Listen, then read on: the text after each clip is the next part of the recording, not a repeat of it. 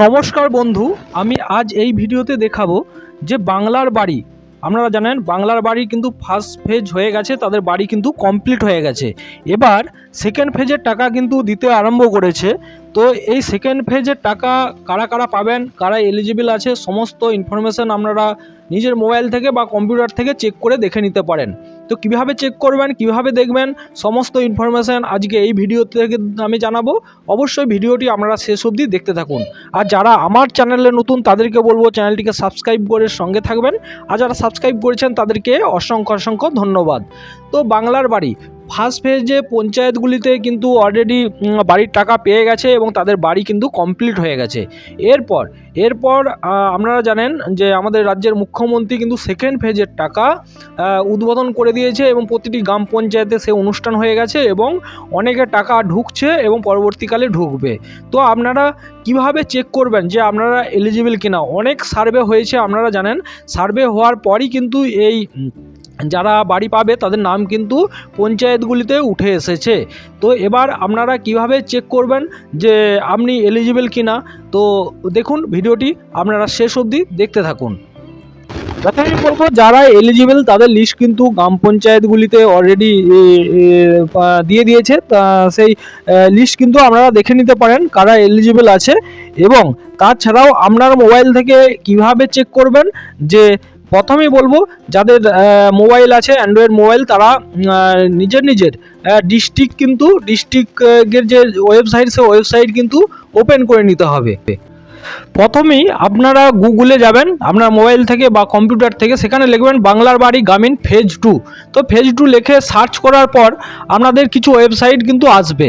তো সেই ওয়েবসাইটগুলি প্রত্যেকটি ডিস্ট্রিক্টের ওয়েবসাইট, সে ওয়েবসাইট থেকে আপনারা কিন্তু দেখে নিতে পারেন কারা এলিজিবল আছে। তো আমি প্রথমে বলি দেখুন যেমন পূর্ব মেদিনীপুর ডিস্ট্রিক্টের ওয়েবসাইটটি আমি ওপেন করলাম। ওপেন করার সাথে সাথে আমার দেখুন প্রফেশনাল লিস্ট অফ বাংলার বাড়ি গ্রামীণ ফেজ 2। তো এখানে ব্লকের নাম আছে, সেই ব্লকে এলিজিবল এখানে আপনি যখনই ক্লিক করবেন সে কারা কারা এলিজিবল আছে সমস্ত লিস্ট কিন্তু এখান থেকে কিন্তু বেরিয়ে যাবে। তো এই যে লিস্ট বেরিয়ে গেল, তো এইভাবে আপনারা দেখে নিতে পারেন যে সেই ব্লকে কারা কারা এলিজিবল আছে। তাছাড়াও গ্রাম পঞ্চায়েত ধরেও কিন্তু অনেক ডিস্ট্রিক্টে দেয়া আছে। তো এটা দেখুন, এটা যেমন হুগলি ডিস্ট্রিক্টের জন্য। তো এই ব্লকের এই এলিজিবল বা ডাব লিস্ট করেছে, এখান থেকে আপনারা কিন্তু দেখে নিতে পারেন যে নাম আছে, সমস্ত ইনফরমেশান এখানে কিন্তু দেয়া আছে। তো এইভাবে আপনারা যারা বাড়ির সার্ভে হয়েছিল তারা কিন্তু দেখে নিতে পারেন। তো এখানে বলি যেমন বাঁকুড়া ডিস্ট্রিক্টের ক্ষেত্রেও সেম। বাঁকুড়া district.gov.in পেজটি ওপেন করার পরেই দেখুন বাংলার বাড়ি গ্রামীণ ফেজ 2। এখানে পুরো কিন্তু গ্রাম পঞ্চায়েত ধরে যে লিস্ট বেনিফিশিয়ারির যে এলিজিবল লিস্ট সেই লিস্ট কিন্তু দেয়া আছে। তো আপনারা এইরকম গ্রাম পঞ্চায়েতে ধরে আপনারা কিন্তু দেখে নিতে পারেন যে বাংলার বাড়ির আপনাদের কোন গ্রাম পঞ্চায়েতে কত স্যাংশন হয়েছে বা কাদের নাম আছে। তো এইভাবে আপনারা কিন্তু পুরো লিস্ট কিন্তু দেখে নিতে পারেন অনলাইনে যে কিভাবে যারা এলিজিবল হয়েছে বা ডাব লিস্ট তৈরি হয়েছে উঠে এসেছে তাদের লিস্ট কিন্তু এখান থেকে আপনারা পেয়ে যাবেন। তো অনেকের ফোনেতে হয়তো SMS আসছে না, SMS আসার কোনো কারণ নেই। SMS যদি নাও আসে, আপনারা যদি এলিজিবল হন সেই ক্ষেত্রে আপনারা কিন্তু বাড়ির টাকা কিন্তু পাবেন।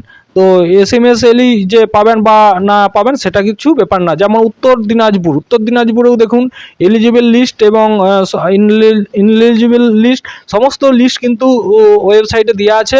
হ্যাঁ, সেই লিস্ট কিন্তু আপনারা দেখে নিতে পারেন বাংলার বাড়ির জন্য। তো এইভাবে আপনারা দেখে নিতে পারেন যে আপনার গ্রাম পঞ্চায়েতে কাদের কাদের বাড়ি স্যাংশন হয়েছে বা কাদের বাড়ি স্যাংশন হয়নি। তো বলবো অবশ্যই আর যারা এলিজিবল আছে তাদের কিন্তু টাকা ঢুকছে। আগামী কিছুদিনের মধ্যেই আপনারা কিন্তু টাকা পেয়ে যাবেন সবাই।